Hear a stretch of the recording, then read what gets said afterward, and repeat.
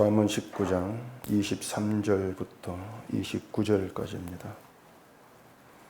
여호와를 경외하는 것은 사람으로 생명에 이르게 하는 것이라. 경외하는 자는 족하게 지내고 재앙을 당하지 아니하느니라.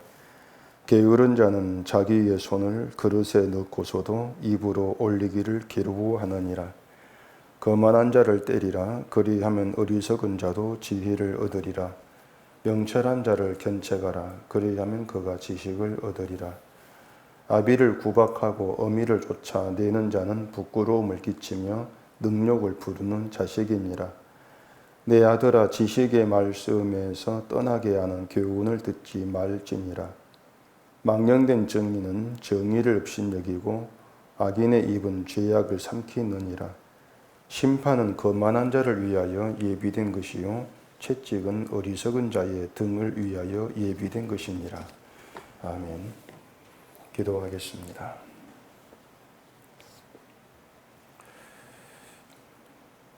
우리가 성도로 부름받는다면 그것은 우리가 한 일이 아니고 하나님의 일에 의해서 되어진 은총이고 은혜입니다. 늘 말씀을 통해서 하나님께서 어떻게 일하셨고 그 일하심 우리에게 어떻게 드러나는가 하는 사실을 깨닫는 저희가 되게 하시옵소서. 예수님 이름으로 기도합니다. 아멘. 우리가 이 성경을 바르게 알아가면서 분별력이라고 하는 게 생깁니다. 안목이라고 할 수가 있는데 무엇이 옳고 무엇이 그런가 그 안목이 생겼을 때에 우리가 이제 그런 안목에서 이 교회의 현실을 보면은 도무지 성경에 맞지 않다. 그러한 사실들이 눈에 들어오게 되어지는 것이죠. 성경을 보게 되어지면은 우리를 뭔가 부추기면서 어떤 열심히 있는 그런 신앙, 믿음의 길로 데려가지를 않습니다. 그런데 이제 이 성경에 대한 그런 안목이 없을 때에는 늘 인간의 그런 사고방식이 앞설 수밖에 없는 것이고, 이제 그런 사고방식에서 나와지는 설교는 결국 선동이 이제 되어지는 것이죠. 교인들을 부추기는 그런 말을 해야 되고, 또 막 목사 말을 들어야 한다는 그런 사상을 이제 갖게 하면서 어떤 교회에 열심을 내는 그런 행위로 만들어내는 그 설교, 그게 선동이 되는 것입니다. 결국은 목사의 설교가 선동으로 변질되어 있다. 그게 지금의 현실인 거죠. 근데 정작 이 교인들은 안목이 없으니까 자기들이 선동 당하고 있다는 사실을 모릅니다. 설교를 들으면서 하나님 말씀을 듣고 있다고 생각하는 것이지, 목사가 자기의 뜻에 맞게 나를 움직이게 하려고 성경을 이용해서 나를 부추기고 선동한다. 그런 생각들을 하지를 않죠. 전광훈 목사라는 사람이 연설을 하면서 뭐 하나님 까불면 죽는다 이런 말을 했다고 하는데, 그 말 때문에 기독교가 그 사람을 신성 모독이라 하면서 비판을 굉장히 많이 하지 않습니까? 아마 그 교회에 속한 사람들 말고 보통 기독교인이라면은 그 정광훈 같은 사람이 그런 말을 들으면서 그 사람을 따르는 그들을 볼 때 참 답답하다. 왜 저런 말을 듣고 저런 사람을 따르는가? 그렇게 생각할 거란 말입니다. 하나님 까불면 죽는다는 그런 말이 정상적인 목사 입에서 나올 수 있는 말이냐? 그런 생각이죠. 그러니까 그런 말만 들어도 그게 가짜 목사라는 것이 분명한데 하나님 믿는다는 사람들이 왜 그런 사람이 설교하는 교회를 가는가 이해를 못하겠다. 그런 반응들을 많이들 가진단 말입니다.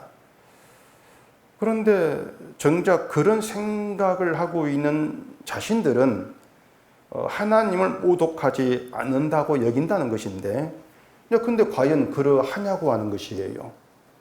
그러니까 그런 하나님 까불면 죽는다 그런 말을 하는 게 신성 모독이고, 나는 그런 말을 하지 않고 열심히 신앙생활하기 때문에 나는 하나님 모독하는 그런 사람이 아니다.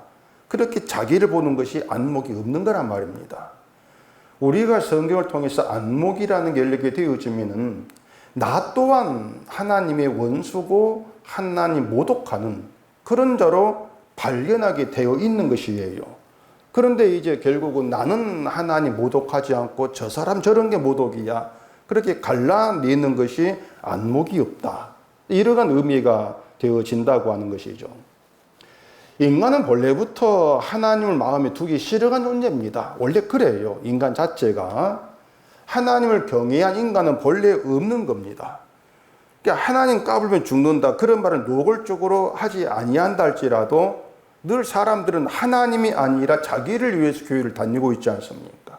나를 위해서 교회를 다니는 그런 현실을 살고 있다는 건 우리가 부인할 수 없는 사실이에요. 그런데 그런데 현실, 그런 자기를 보는 안목이 없기 때문에 목사의 선동에 넘어간단 말입니다. 가령 예를 들어서 열심히 믿으면 하나님께서 복 주신다. 뭐 천국의 상급이 크다. 이게 다 선동이란 말입니다. 그런데 그것을 하나님 말씀이라고 믿고 정상적인 거 받아들인다는 거. 바로 이러한 것들이 안목이 없다고 하는 거죠. 왜냐하면 인간이 본래 하나님을 경외한 자가 못돼. 그런 안목 가지고 자기를 보게 되어지면은 그런 내가 어떻게 열심을 가지고 하나님을 섬겨 걸려 넘어진단 말이에요. 근데 그런 걸림돌이 없죠. 그냥 넘어가는 것이죠. 그러니까 열심을 냅시다. 그렇게 나가신단 말입니다. 결국은 이 하나님의 말씀이라고 하는 것은 우리의 어떤 능력 아래 있는 것이 아니죠. 우리가 말씀을 깨닫고 안목이 생기고 하나님 바르게 믿어가고 그렇게 되어질 문제가 아니라는 것입니다. 우리 지식으로는 도무지 믿을 수 없는 것을 하나님께서 믿게 하셨다고 하는 것이고, 그래서 예수님의 십자가만 말하는 그 복음 믿어진다는 게 신비란 말입니다. 그 신비가 뭐냐면은 하나님께서 일하신 결과가 신비예요. 이 세상에 있을 수 없는 일, 오직 하나님이 일하심으로 드러나는 일, 결과, 그걸 가지고 신비라고 말하는 것입니다.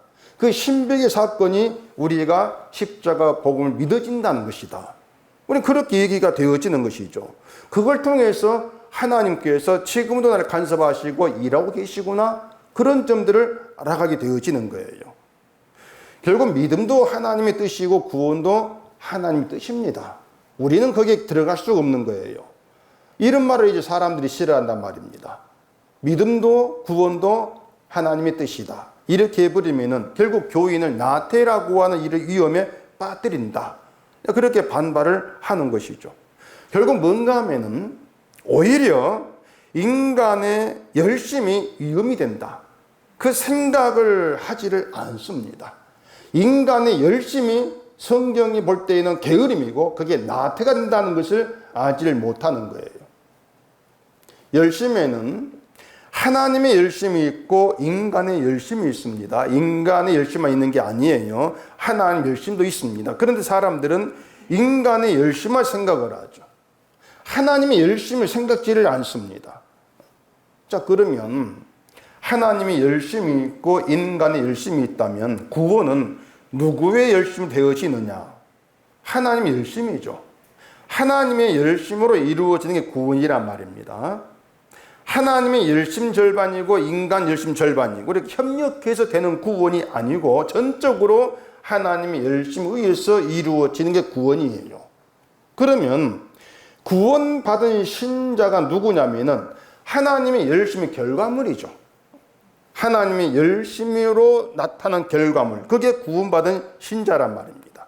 그러면 그 신자는 하나님의 열심을 품고 있는 속의 사람들이에요. 따라서 하나님의 열심을 나타내고 증거하는 증거물이 신자란 말입니다. 내 열심이 아니고 하나님의 열심을 품고 있기 때문에 그 하나님의 열심을 드러내는 것이죠. 우리가 이 점을 잊으면 안 되는 거예요. 하나님의 열심이 있다는 것을 잊어버리기 때문에 자꾸 인간의 열심을 말할 수밖에 없단 말입니다.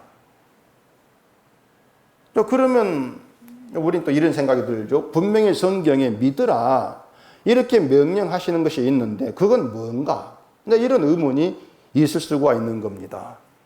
바울이 그랬죠. 주 예수를 믿으라 그리하면 너와 네 구원을 얻으리라 했는데 분명히 주 예수를 믿으라 했으니까 우리가 믿어야 되는 것이고, 그렇다면 예수를 믿는 건 우리가 하는 일이 아닙니까? 그런 생각이란 말입니다. 그런데 예수를 믿는 것은요, 우리가 믿읍시다, 그런다고 해서 성립되는 것이 아니에요. 자, 예수를 믿는다 했을 때 조건이 있습니다. 뭐냐면은 주 예수를 알아야 돼요. 예수를 믿는다면 주 예수를 알아야 되고, 주 예수를 믿는 믿음이 무엇인가를 알아야 돼요. 그래야 믿는다, 이게 성립이 되는 것인데, 이 사람들은 그냥 간단히 생각을 합니다. 내가 교회를 나가고 예배를 드리고 믿어주면 예수를 믿는 것으로 간주를 한단 말이에요. 그렇기 때문에 아니 믿으면 되는데 왜 자꾸 안 된다고 하는가, 그렇게 반발을 한단 말입니다. 근데 믿음이 왜 우리가 가능한 일이 아닌가 하면은, 예수를 믿는다는 것은 자기 부인이 전제된 일입니다. 예수를 믿는 것은 내 부인하는 것이 전제되는 일이에요. 그렇기 때문에 믿음이 있게 되어지면은 내가 믿는다고 해서 믿음이 되는 게 아니구나, 이걸 알아요. 내가 부인되는 것이니까 믿음이 내게 오게 되어지면은 내가 믿는 모든 것들이 믿음이 아니었다는 것을 깨닫게 되어진단 말입니다. 내가 알았던 예수도 예수가 아니었구나, 이걸 받아들이게 되는 것이에요. 그런 과정에서 나로 하여금 주 예수를 믿게 하려고 내 안에서 일하시고 나를 다스리는 분이 계시구나, 이걸 깨닫는단 말입니다. 주변을 둘러볼 것이 아니고 내 안에 일하시는 그분을 찾아야 될 문제란 얘기죠. 나로 하여금 주 예수를 믿게 하려고 일하시는 그분을, 그리고 나의 죄를 깨닫게 하시고 십자가 피 흘린 내 모든 죄를 용서하신 주를 믿게 하신 것을, 은혜를 감사합니다, 이런 고백이 나오게 하는 게 믿음인데, 그런 믿음은 우리가 믿으란 명령을 지켜서 되는 것이 아니란 말이에요. 그런 믿음은 결국은 믿으라고 말씀하시고 그 말씀을 우리에게 이루어내기 위해서 일하신 하나님 열심이란 말입니다. 믿으라, 하나님 열심히 너를 믿게 한다는 얘기죠. 하나님 열심히 이루어내는 믿음이란 얘기입니다. 그래서 예수를 믿게 된 신자는 믿음의 내막을 알아요. 내막을 알기 때문에 내가 나 된 것은 하나님의 은혜입니다, 이런 고백을 하게 된단 말이에요. 믿음이 하나님 열심에 의한 결과물이니까 모든 게 주가 하신 일입니다. 그렇게 주를 증거하라는 것이 기독교 신앙인 거예요. 그런데 말씀을 드린 것처럼 자꾸 하나님 열심을 빼버리고 인간의 열심을 넣기 때문에 그게 자꾸 종교가 되는 것이죠. 종교로 변질되는 거예요. 종교가 되는 거 간단해요. 하나님의 열심을 빼버리고 인간 열심을 집어넣으면 종교 돼버린 말입니다. 그게 종교예요. 그냥 간단하죠. 성경은 하나님의 열심을 얘기하는데 교회는 인간 열심을 얘기한단 말입니다. 그래서 성경이 맞지 않지 않습니까? 자, 그러면 사람들은 어느 쪽을 더 이해하고 납득을 하겠는가? 사람들이 이해하는 건 인간 열심이지 하나님 열심이 아닙니다. 인간의 열심을 신앙의 척도와 기준으로 받아들이면서 열심에 따라서 복과 상급이 달라진다. 그게 선악과를 먹은 인간의 상식, 인간 생각에 맞아 떨어지는 것이기 때문에 인간의 열심에 귀를 더 기울이는 것이죠. 그게 다른 교훈인데 그 다른 교훈을 따라간다는 얘기예요. 그런 교훈이 하나님 말씀에서 떠나게 하는 다른 교훈인데 그 다른 교훈을 따라간다. 결국 그런 모든 것들이 안목이 없기 때문에 되어진 결과라고 할 수밖에 없는 거죠. 안목이 없다. 본문 27절에 보면은 이런 얘기를 합니다. 내 아들아, 지식의 말씀에서 떠나게 하는 교훈을 듣지 말지니라. 자, 이건 지식의 말씀에서 떠나게 한 교훈이 있다, 그 뜻이죠. 그러면 이제 먼저 지식의 말씀이 뭔가를 알아야 돼요. 뭐가 지식의 말씀인가? 잠언서 1장 가보십시다. 잠언 1장 6절입니다. 잠언과 비유와 지혜 있는 자의 말과 그 오묘한 말을 깨달으리라. 여호와를 경외하는 것이 지식의 근본이거늘 미련한 자는 지혜와 훈계를 멸시하느니라. 내 아들아 내 아비의 훈계를 들으며 내 어미의 법을 떠나지 말라. 이는 내 머리에 아름다운 관이요 내 목에 금사슬이니라. 내 아들아 악한 자가 너를 깰지라도 따르지 말라. 자, 거기 여호와를 경외하는 게 지식의 근본이라고 합니다. 이것이 잠언의 중심 주제예요. 이것이 잠언에 등장한 지혜와 훈계, 이 모든 것이 추구하는 건 여호와를 경외하는 겁니다. 그러면 악한 자가 너를 깰지라도 따르지 말라고 하는 말에서 악한 자가 누구냐? 그 악한 자는 여호와를 경외하지 못하게 회방하는 자죠. 그게 악한 자예요. 그럼 악한 자가 여호와를 경외하지 못하게 회방하려면 어떻게 하겠습니까? 미끼를 던집니다. 그 미끼가 뭔가 하면 우리 자신이에요. 내 자신이 악한 자가 던지는 미끼예요. 그게 뭔가 하면은 여호와를 경외하는 것보다도 내가 경외함 받는 거죠. 내가 경외함 받고 내가 드러나고 내 이름이 자랑되는 것입니다. 이게 악한 자가 우리를 유혹하고 깨는 도구고 방식이에요. 악한 자의 그런 유혹이 하와를 유혹하는 것으로 드러났지 않습니까? 먹어도 죽지 않고 하나님같이 된다. 네가 잘 된다는 거죠. 네가 잘 된다. 너가 이런 존재가 돼. 이게 악한 자의 유혹이란 말입니다. 자, 그리고 내가 경외함을 받고 내가 드러나고 내가 자랑스러운 존재가 되려면 가만히 있으면 안 되죠. 아무것도 하지 않고 가만히 있고 열심도 없고 선을 행하는 일도 없는데 경외함 받는 거 있을 수가 없어요. 하는 게 있어야만이 그 하는 일에 따라서 경외함 받는 그런 인간이 된단 말입니다. 그 욥기서의 처음 시작 1장 1절이 우스 땅에 욥이라 불리는 사람이 있었는데 그 사람은 온전하고 정직하여 하나님을 경외하며 악에서 떠난 자들아 이렇게 시작합니다.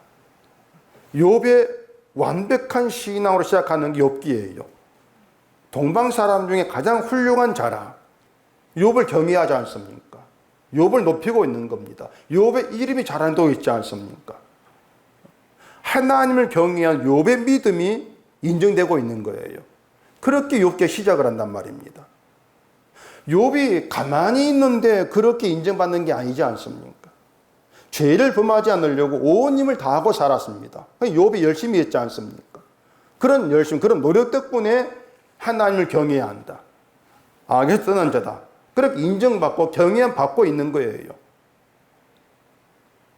그런 욥이 자식이 10명이었고 부자였습니다. 사람들이 하나님 믿는 목적이 바로 그런 욥이에요. 하나님 경외하고 인정받아서 복받고 부자되고 자식 많아지고 평온을 누리고 그게 사람들이 하나님 믿는 목적이지 않습니까? 그런데 욥기는 그렇게 사람들이 바라는 목적을 다 이룬 상태에 시작한단 말입니다. 다 이룬 상태에서 없는 가운데에서 채워가는 그게 욥기가 아니에요. 사람들이 원하는 그 다 채워진 그 믿음의 그 세계 다 그렇게 이루어 놓고 욥기가 시작을 하고 있는 거예요. 그리고 그 모든 게 하나하나 무너지죠. 그걸 통해서 사람들이 믿음에 가지고 있는 목적이 잘못된 것이야. 그 목적을 이루는 게 신앙이 아니라는 것을 얘기한단 말입니다. 그래서 욥기 1장 1절에 드러나는 건 욥이 열심이었습니다. 욥의 열심을 얘기하죠. 그렇게 욥의 열심과 부족함이 없는 믿음으로 욥기가 시작하지만은 욥의 열심과 욥의 그 믿음으로도 지키지 못하는 게 자기였습니다. 실패로 이어지지 않습니까? 모든 걸 잃은 상태에서 태어난 걸 저주하잖아요. 나를 태어나게 한 하나님 원망하지 않습니까? 그러니까 그런 내용이 뭐냐면은 그 하나님을 경외해야 한다. 인정받고 칭송을 받는 그 욥의 열심과 그 믿음 모든 것, 그 열심이 얼마나 무능하고 헛된 것인가. 이걸 알게 하는 거예요. 욥이 그렇게 열심히, 그 열심히 신앙이요. 그 신앙으로 여호와를 경외하는 자를 인정받았다면은 모든 게 사라져도 끝까지 여호와를 경외해야 되죠. 자기 신앙을 지켜내야 되죠. 그렇게 안 되더란 말입니다. 그만큼 인간 열심히 헛된 거예요. 욥을 그렇게 다스려 가시는 것이 하나님 열심이었습니다. 그리고 마지막 장에 가지고 하나님 회개하게 하는, 그게 하나님 열심이었어요. 욥이 정신 차려가지고 믿음이 좋아지는 것이 아니고 하나님 열심히 욥을 회개를 이끌어낸단 말입니다.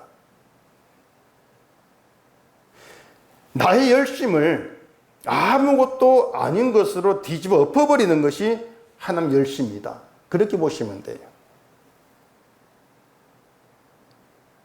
그래서 지식의 말씀은 여호와를 경외하는 자리로 끌어가는 말씀, 그 뜻이거든요. 우리를 여호와를 경외하는 그런 자리로 끌어가는 그 말씀, 이게 지식의 말씀입니다. 그리고 그 지식의 말씀에 떠나게 하는 교훈은 뭐 통일과 신천지 이런 이단을 지칭하는 것이 아니고 인간의 열심을 통해서 인간의 믿음이 인정받고 경외받는 그런 자리로 끌어가는 것.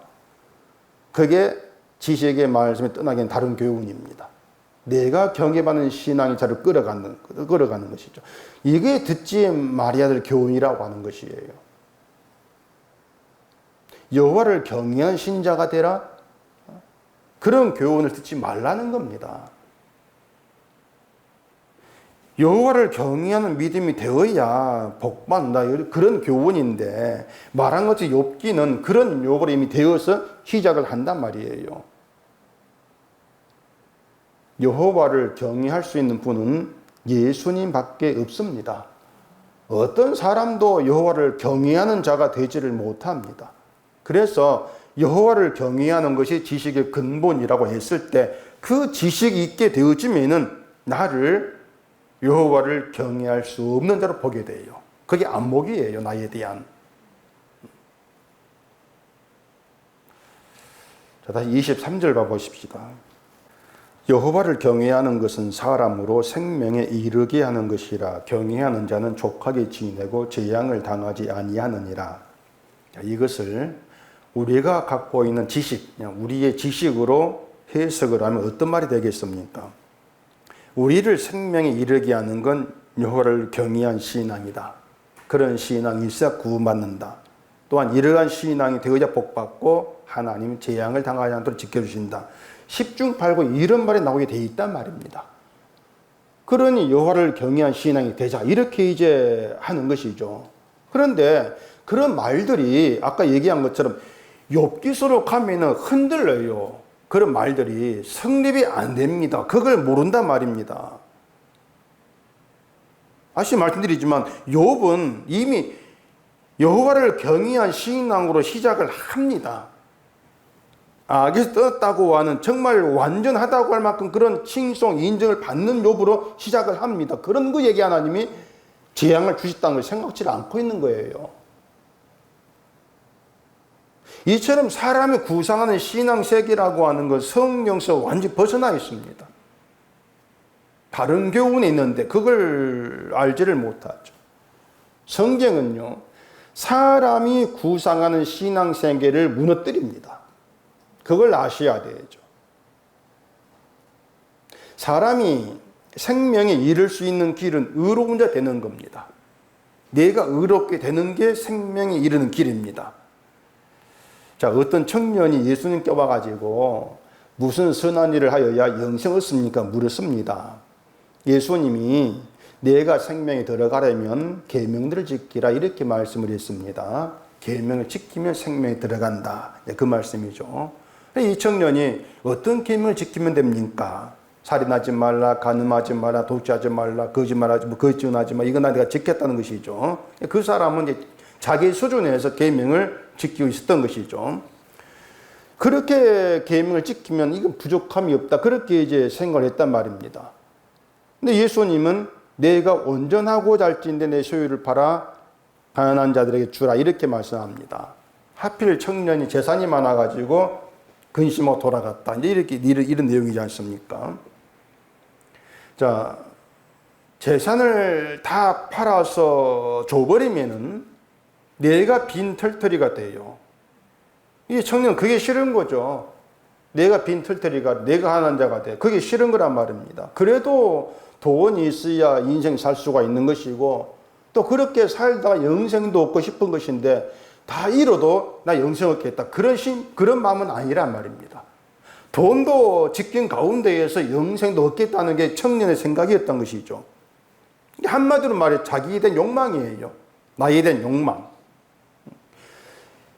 영생은 얻고 싶은데 돈은 포기하지 못하겠고, 그래서 근심하고 예수를 떠나 돌아간 거예요. 그러니 그 청년과 오늘 우리가 뭐가 다르냐는 것입니다.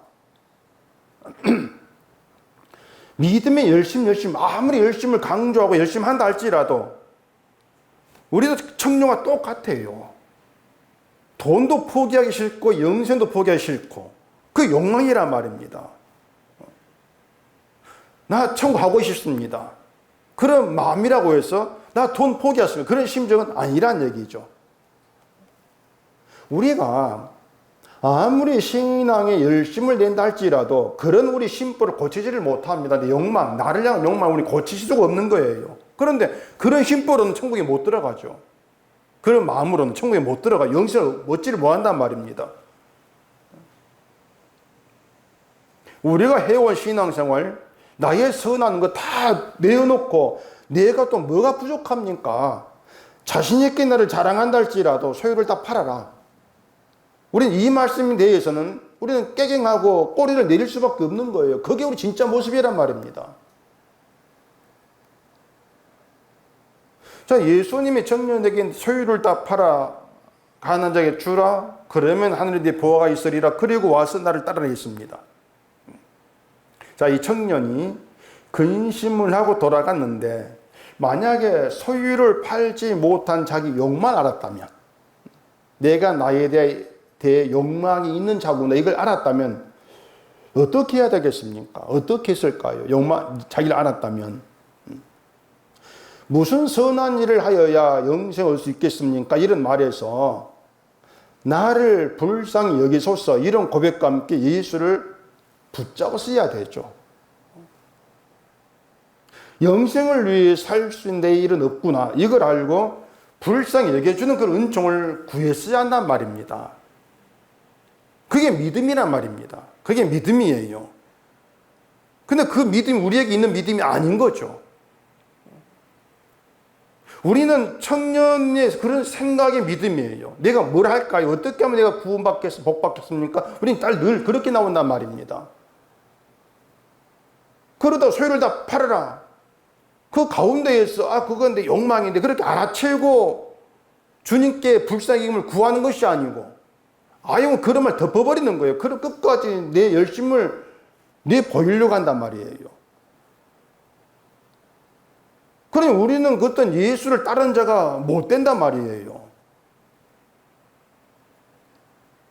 믿음이라고 하는 것은 하나님이 구원하기로 작정하신 그들에게 주어진 믿음이고 그 믿음에 의해서 우리가 예수께로 가게 되어지는 것입니다.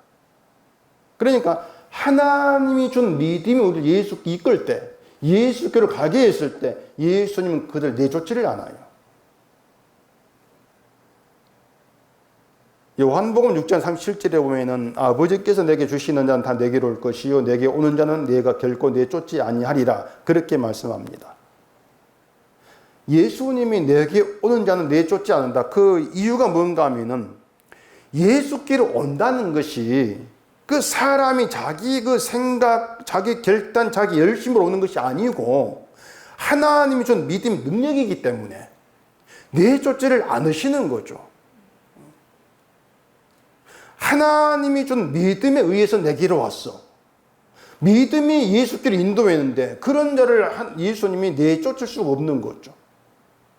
근데 그 믿음이 예수께 온 자는 불쌍히 여겨달라는 거예요, 그냥. 나에 대한 욕망을 알았기 때문에 나를 긍휼히 여겨주십시오. 그런 고백이 나올 것밖에 없단 말입니다.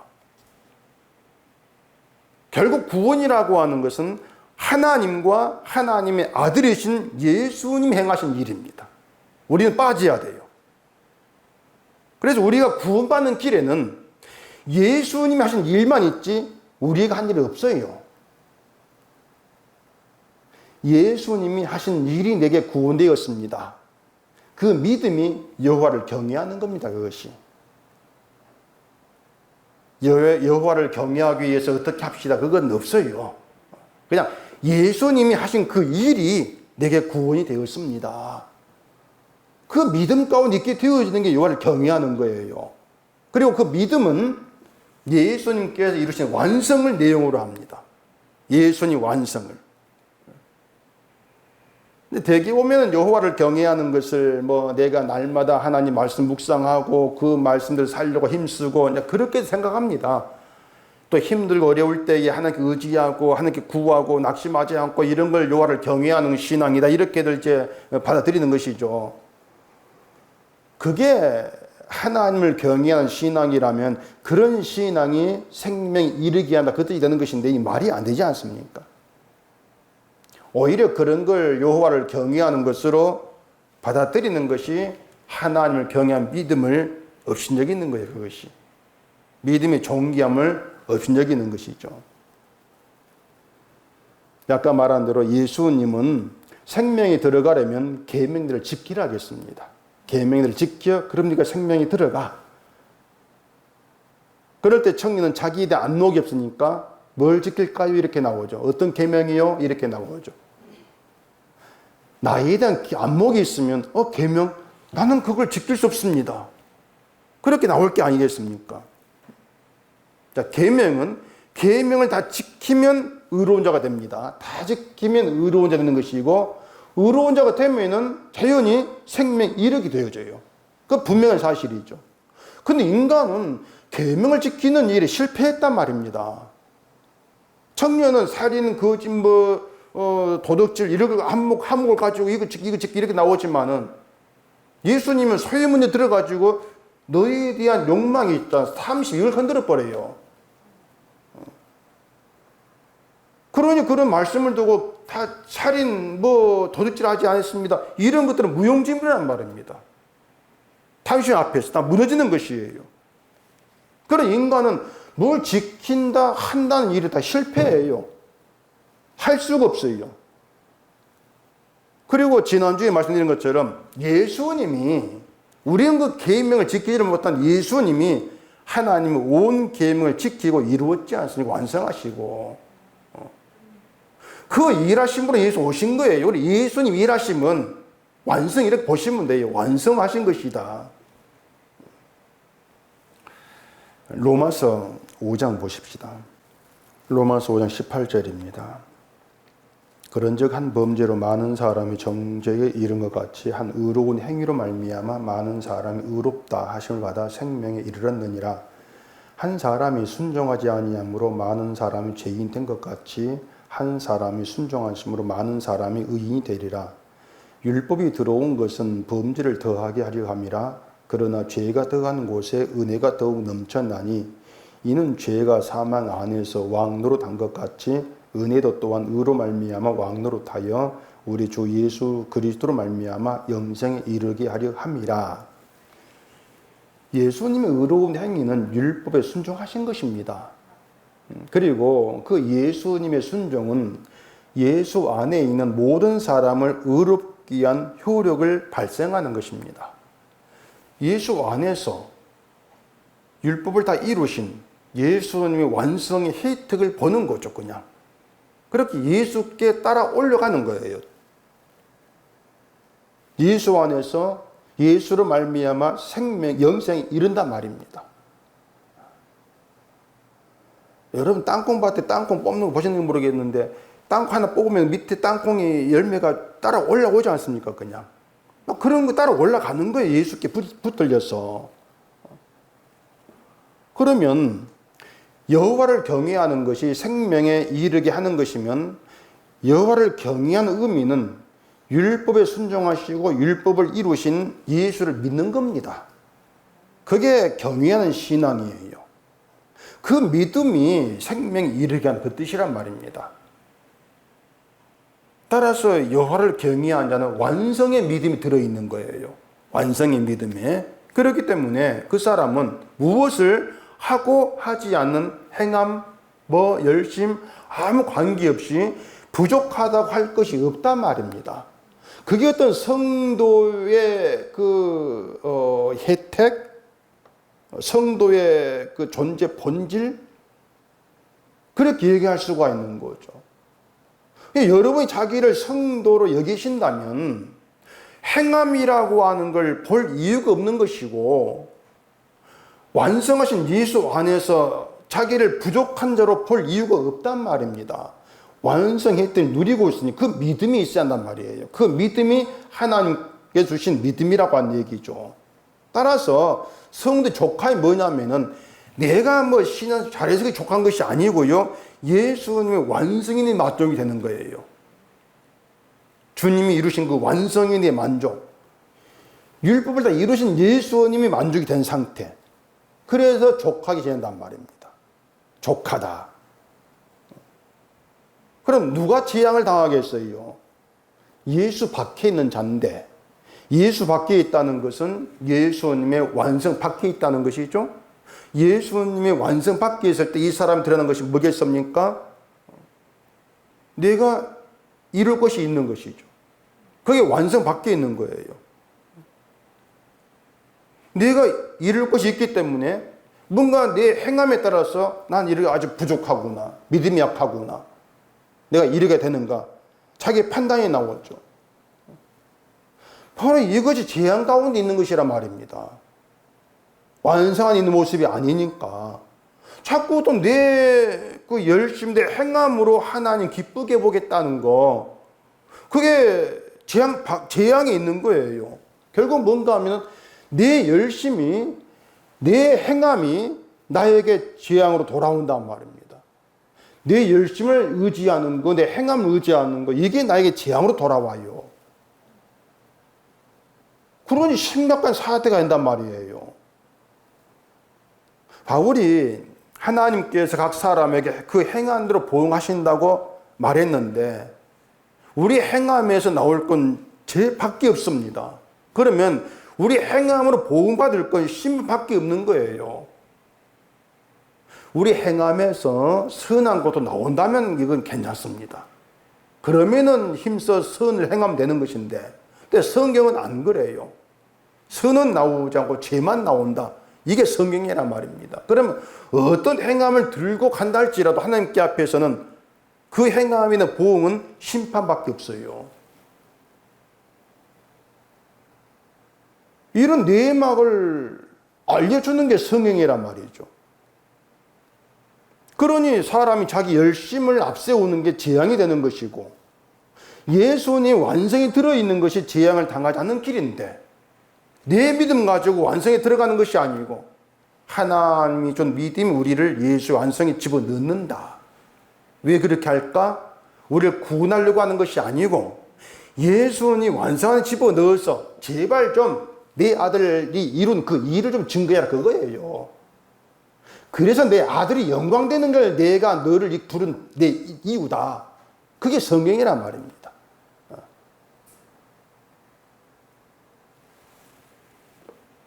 그런 일은 내막을 알지 못하면서 자꾸 인간의 그 앞세우는 것이 답답한 노릇이 아닐 수가 없는 거예요. 또 29절 봐보십시다.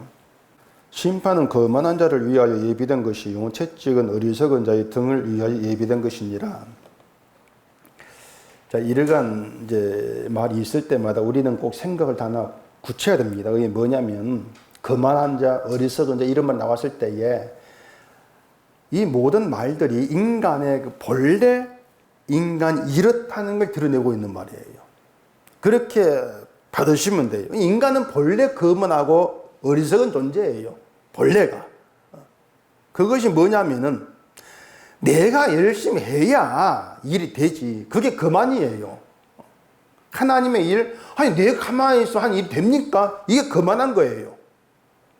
하나님이 일하시는 것이 있는데 자꾸 내가 일해야 된다. 이게 거만한 생각이죠.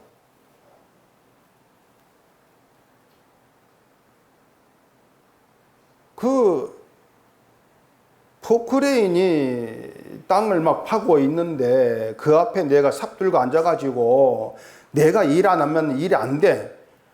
그게 말이 되는 겁니까? 포크레인이 땅을 파고 있는데 삽 가지고 뭘 파겠어요? 근데 삽 들고 와가지고 내가 같이 안 하면 일이 안 돼. 그게 어리석은, 그게 거만한 거죠. 인간이 꼭 그런 생각이란 말이에요. 하나님이 일하신다면 하나님이 못할 일이 없습니다.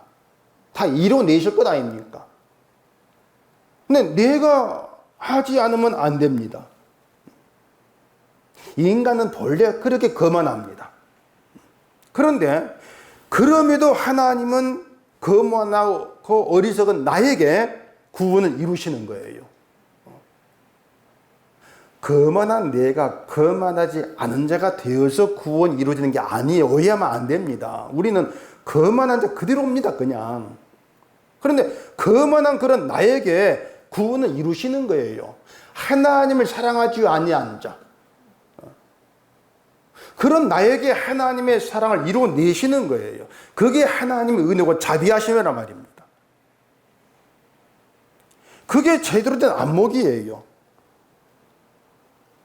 항상 말씀드리는 것이지만 하나님은 믿음 좋은 욥과 같은 그런 사람을 그대로 사용하지를 않습니다. 욥이 여호와를 경외하니까 사용하겠다. 그게 아니에요. 욥이 얼마나 어리석은 것인가 그걸 드러내고 욥을 사용합니다. 우리가 믿음이 좋아야 돼? 하나님의 뜻도 요구도 아니에요. 하나님은 믿음 좋은 사람을 불러 쓰지를 않습니다. 오히려 그게 재앙이 되죠. 믿음 좋아야지, 이것이. 믿음 좋은 사람을 만약에 불러 쓰신다고 합시다. 그런 사람을 써봐야 그에게 나올 것이 뭐겠어요? 자기 한 일, 자기 자랑이죠. 내가 믿음이 좋아서 이렇게 자기를 드러내지 않겠습니까? 인간의 거만함과 어리석음을 그대로 드러낼 뿐이란 말입니다. 하나님이 일하시는 것은요, 거만하고 어리석은 자를 불러 구원하십니다. 그게 하나님의 일하심입니다. 인간의 상식 가지고 이해가 안 되죠. 그렇게 일하시면 하나님은 도무지 구원받을 가치가 없는 나 같은 자를 들어주시고 구원하셨다. 이걸 알게 하는 거예요. 그러면 그렇게 알게 됐을 때에 그 속에 나에게 남게 되는 것은 내가 한 일은 없죠. 하나님 은혜와 자비하심만 남아요. 나 같은 자, 그는 안목에서. 그렇게 해서 하나님의 은혜와 자비하심만 나오는 도구로 쓰신다는 얘기입니다. 그게 성도라는 거예요. 이게 하나님의 구원의 원칙이고 뜻이에요. 그래서 우리를 위한 구원이 아니고 하나님을 위한 구원이다. 그걸 좀 아셔야 한단 말이에요. 이런 말을 또 사람 듣기를 싫어하는데 나를 위한 구원이 아니다. 이런 말을 받지를 않은 겁니다. 왜냐하면 믿음은 나를 위한 것으로 내가 나를 위해서 믿는 것이다. 이렇게 알고 있고 구원도 내가 천국 가려고 구원인데 그렇게 알고 있는데 나를 위한 것이 아니냐. 믿음 나를 위한 믿음이 아니냐. 그게 싫은 거예요. 끝까지 내 중심이죠. 내 중심이고 나를 위한 믿음. 나를 위한 하나님. 그렇게만 자꾸 여기면서 하나님을 업신여기죠. 하나님 일하심을. 그게 또 26절에 얘기가 되거든요. 아비를 구박하고 어미를 쫓아내는 자는 부끄러움을 끼치며 능욕을 부르는 자식이니라. 이게 또 이제 우리 시각에 보면은 부모에게 불효하는 그런 자식을 얘기하는 것처럼 이제 보일 수가 있는데 이건 뭐 부모 불효 자식 그거 지금 얘기하는 것이 아니고요. 인간이 이런 자식과 같은 사고방식으로 존재한다는 겁니다. 자식이 노골적으로 아버지를 구박을 하고 엄마를 쫓아내고 그런 일은 하지 않을 것 아닙니까? 물론 그런 자식도 있긴 한데 대개는 부모를 잘 모시려고 하겠죠. 그런데 부모를 잘 모신다고 해서 아비를 구박하지 않고 어미를 쫓아내지 않은 자식이 되는 것은 아니란 얘기입니다. 아비를 구박하고 어미를 쫓아낸다. 자식들이 어릴 때야 부모 간섭받고 부모의 뜻을 따라 살고 그렇게 하겠지만 조금 크게 되어지면 자식들은요, 내 인생은 내 것입니다. 그렇게 부모를 대합니다. 그렇잖아요. 내 인생 내 것이에요. 내 알아 살 거니까 간섭하지 말라는 겁니다. 자식은 부모 간섭받기 싫어해요, 클수록. 나중에 부모야 뭐 가끔 용돈 드리고 전화하고 그러면 되는 것이고, 그럼 모시는 것이고, 내 인생은 내 좋은 대로 내 기쁨을 위해 살면 되는 것이지, 내가 부모 뜻대로 살려고 내가 태어났는가? 이게 자식이거든요. 그런 자식의 사고방식. 아니, 내가 내 기쁨을 위해서, 내가 내 인생 살려고 지금 있는 것이지, 아니, 내가 부모님 뜻대로 살려고 내가 태어났습니까?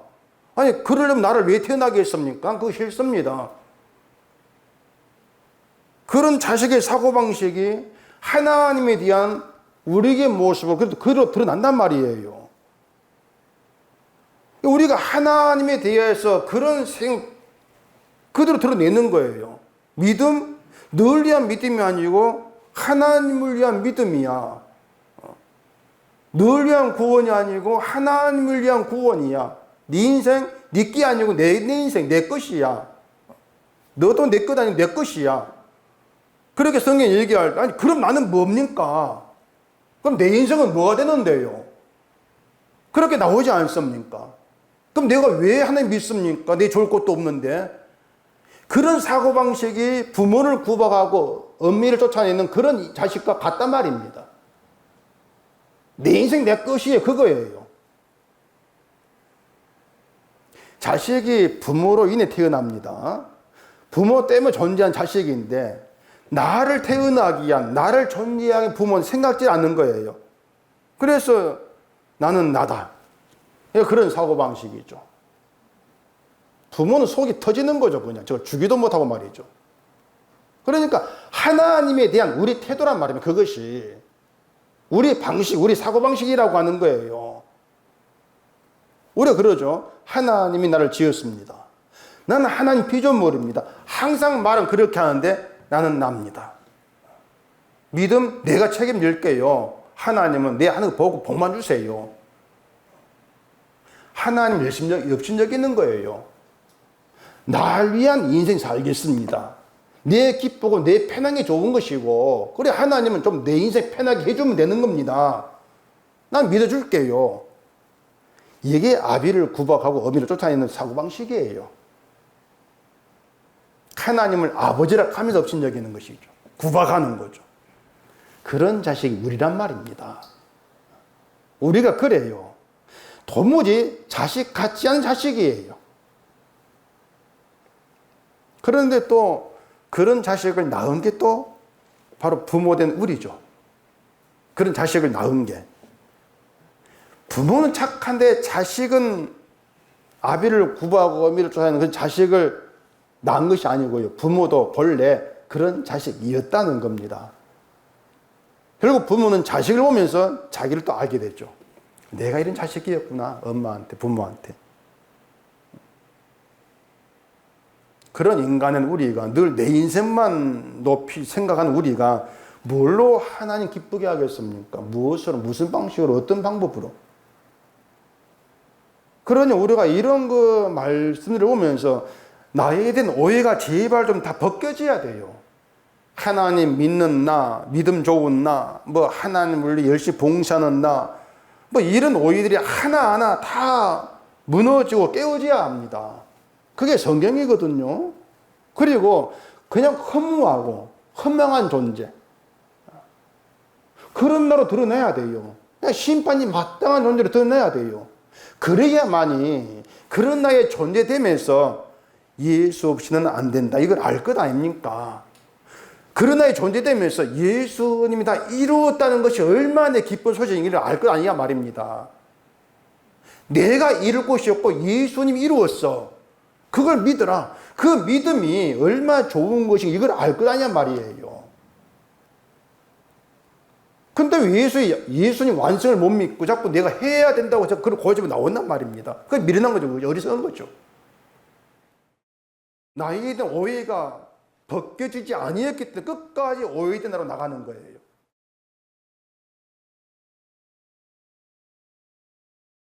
예수 없이는 안 된다. 그게 우리의 심성이 되어야 돼요. 예수님의 사랑이 아니면 생명이 이룰 수 없다. 이걸 알라는 겁니다. 그렇게 해서 예수님의 사랑만 나타낸 도구로 세우시는 것이 하나님의 열심이다. 내 인생을 뭐 좋게 해주려는 열심이 아니라는 거죠. 하나님을 경외하는 것은 예수님으로 율법을 다 이루게 하시고 예수 안에 우리를 있게 하셔서 의롭다고 하신 하나님의 자비하심과 긍휼, 이것을 우리에게 남기는 게 믿음이고 그 믿음이 여호와를 경외하는 겁니다.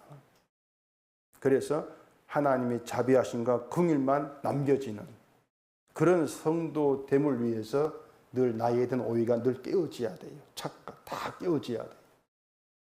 그게 성경이에요. 하나님을 내가 열심히 믿어서 복받는다는 그 험하고 헛된 욕망일 뿐이라는 것을 우리가 아셔야 되죠. 내가 하는 일이 아무리 믿음으로 선하게 보인다고 해도 그걸 하나님 기뻐하실 것이다. 그런 착각들이 전부 무너져야 됩니다. 그렇게 다 깨어지고 무너졌어. 내가 할 수 있는 일, 내가 하는 일 남는 것이 없이 오직 주님이 하신 일만 남는 것. 그리고 그 주가 하신 그 일이 감사가 되는 것. 이게 여호와를 경외하는 것이다. 이게 믿음의 원칙이에요. 그 원칙이 들어있는 게 진짜 믿음이고 그 믿음은 우리의 열심을 요구하지를 않습니다. 그게 당연한 것이죠. 24절 봐볼까요? 게으른 자는 자기의 손을 그릇에 넣고서도 입으로 올리기를 괴로워하느니라. 이것도 뭐 쉽게 말하면 인간이 진리에 대해서 게으른 자다 그 뜻이거든요. 인간이 진리에 대해 게으른 자다.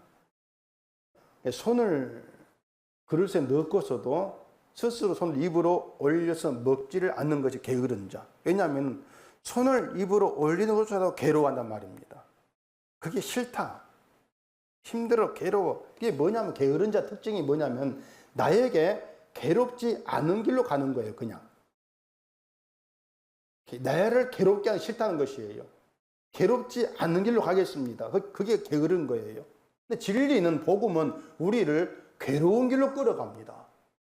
편한 길이 아니에요. 괴로운 길로 끌어가요. 그래서 괴로움이 되는 진리를 받아들이지를 않습니다. 그러니 인간이 게으른 자죠. 아무리 열심을 낸다 할지라도 그걸 두고 부지런하다 말하지 않습니다. 게으른 겁니다. 왜냐하면 열심을 낸다고 하는 것도 나에게 좋다고 생각하니까 열심을 내고 있는 것이지 내가 하는 열심이 괴로움이 되면 열심을 안 내요. 그렇지 않습니까? 이 열심이 나에게 좋은 거야. 생각이 열심을 내는 거죠. 그래서 우리가 부지런다고 해가지고 하나님의 일을 하고 이루는 것은 없단 말입니다. 다시 말하지만 우리는 게으른 자입니다. 그냥 늘 내 괴로움을 내가 괴로움 되는 것을 피해요. 늘 복음도 싫고 진리도 싫고 다 피해요. 우리는 그런 우리를 하나님께서 다루시면서 이끌어 가신다는 얘기입니다. 믿음을 주셔서 결국 누가 부지런합니까? 하나님 부지런한 것입니다. 하나님 부지런하시고 예수님 부지런해요. 그래서 뜻이 이루어지는 것이지 우리가 부지런해서 되어지는 건 아무것도 없습니다. 그냥 게으르다 그렇게 아시면 돼요. 하나님 부지런함, 하나님 열심히 하나님 뜻을 이루어내신다. 우리는 그 혜택으로 그 열매로 생명이 이른다는 겁니다. 그게 믿음의 내용이 돼야 돼요. 율법을 다 이루신 예수님의 십자가 안에서 나는 어떤 자로 드러날까? 늘 좀 거기에 좀 마음 두셔야 됩니다. 십자가에서 드러나는 나, 오해도 나에 대한 착각도 다 벗겨진 가운데에서 드러나는 그런 나, 그걸 알게 되어지면은 지식의 말씀에서 떠나게 한 교훈의 정체를 알 수가 있어요. 네가 그러면 되겠나? 너의 그런 믿음 가지고 되겠나? 열심을 내봐야지. 이게 다 지식의 말씀에 떠나게 하는 교훈의 정체입니다. 그것이. 우리는 예수님의 순종으로 의롭게 된 몸으로서 주께 영광 돌리는 도구로 살아가야 될 그런 몸으로 부름받은 존재들입니다. 우리의 의로움은 예수님의 순종으로 입혀진 것이지 우리의 것은 없어요. 온전히 예수님의 순종으로 입혀진 의로움이다. 그래서 예수님의 순종, 예수님이 다 이루신 그걸 증거하는 것이 내가 지금 있는 이유다. 하나님께 나에게 믿음을 주신 것도 그 예수를 알고 예수를 증거하라는 것이지 믿음으로 하나님을 위해서 뭘 해보라는 것이 아니다. 그런 점들 여러분 분명히 아셔야 돼요. 그래서 우리 몸은 내 것이 아니라 주의 것입니다. 내 몸은. 내 것이 아니에요. 그렇기 때문에 하나님께 좀 내 몸을 어떻게 편하게 해달라 그런 정당한 요구가 아니에요. 그것은요. 하나님께서 만들어주시는 것이지. 주의 것으로 주의 편에서 주의 일을 증거하는 그 일을 하는 신자로 부름받은 것이 우리의 신분이라는 거. 그걸 좀 아시고 늘 하나님께서 다루가시는 그 일하심 속에서 하나님 열심만 좀 생각하시고 우리 온 마음이 주님께로 향하고 주님의 일하심만 좀 남아있는 그런 우리가 되기를 바랍니다. 기도하겠습니다. 우리 아버지 하나님, 오늘도 말씀 앞에서 드러나는 우리의 실체, 그 내막을 낱낱이 보게 하시고 나에 대한 착각, 오해 다 깨어지게 하시고 오직 주님이 일하심만 남는 이 시간 되게 하시옵기를 원합니다. 주님이 이루신 그 은혜와 자비하심의 사건, 그 십자가만 남게 하셔서 주님의 일만 증거하는 그런 도구로 사용되기를 소원하는 저희가 되게 해주시옵소서. 예수님 이름으로 기도합니다. 아멘.